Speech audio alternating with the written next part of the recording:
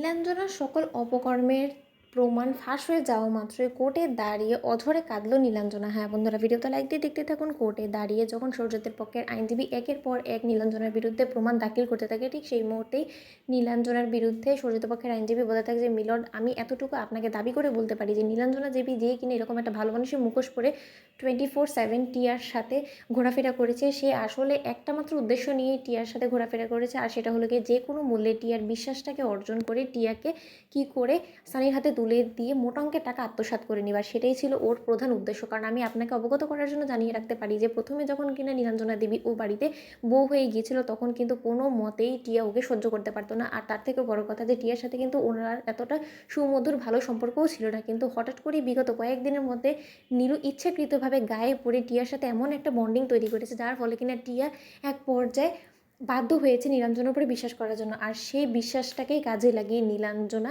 ওকে পাচার করে দিতে সফল হয়েছে। আর এটাই হলো গিয়ে ওনার আসল রূপ। আর তার থেকেও বড় কথা আমি আপনাকে জানিয়ে রাখি যে উনি কিন্তু এরকম আগে আরও অপকর্ম করে রেখেছে, যেটার হয়তো বা শেষ নেই, কিন্তু তার সত্ত্বেও সে কোনো রকম কোনো শাস্তি পায়নি বিধায় সে দিনকে দিন আরও বেশি বিগড়ে গিয়ে আজকে তার এই পরিণতি হয়েছে। এই কথা বলা মাত্র সৌর্যের পক্ষের আইনজীবীকে থামিয়ে দিয়ে নীলুর পক্ষের আইনজীবী বলতে থাকে যে, মিলর্ড, আমি বলবো যে আমার ক্লায়েন্টকে শুধু শুধু মিথ্যেভাবে অযথাই হয়রানি স্বীকার করা হচ্ছে, কারণ এটাতে এখনও পর্যন্ত এমন কোনো কিছু প্রমাণ হয়ে যায়নি যেটাতে কিনা সরাসরিভাবে আমরা এটা ধরে নিতে পারি যে সানির সাথে নীলাঞ্জনার কোনো রকম কোনো লিঙ্ক আপ ছিল। আমি তো এতটুকু অন্তত আপনাকে সিওরিটি দিয়ে বলতে পারি যে আমার ক্লায়েন্ট নীলাঞ্জনা দেবীকে ক্রমাগতভাবে ইচ্ছাকৃতভাবে ফাঁসানোর জন্য চেষ্টা করা হচ্ছে, আর মানুষটা এখন আমাদের সকলের মাঝেই আছে। এই কথা বলা মাত্র জজ সাহেব বলতে থাকে যে, আপনি কার কথা বলছেন বলুন তো, যা বলার পরিষ্কারভাবে বলুন। তখন এই কথা বলা মাত্র নীলাঞ্জনাদের পক্ষের আইনজীবী বলতে থাকে যে, মিলর্ড, আমি এই মুহূর্তে রায়পূর্ণা দেবীকে কাঠগড়ায় আসার জন্য অনুরোধ করব। কথা বলা মাত্র রায় যখন কাঠগড়ায় এসে দাঁড়ায়, ঠিক সেই মুহূর্তেই নীলাঞ্জনাদের পক্ষের আইনজীবী রায়কে নানান ধরনের প্রশ্নে জর্জরিত করে এক পর্যায়ে বিপর্যস্ত করে দেয়। ঠিক সেই সময়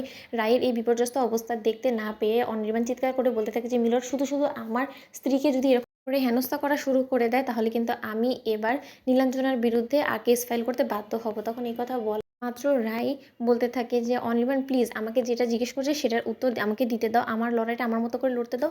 তখন এই কথা বলা মাত্র রায় প্রশ্ন করতে থাকে নীলুর পক্ষের আইনজীবীকে, যাচ্ছে আপনি আমাকে একটা কথা বলুন, আপনার কী থেকে মনে হলো যে এই গোটা বিষয়ে আমি কোনো না কোনোভাবে অবশ্যই জড়িয়ে আছি।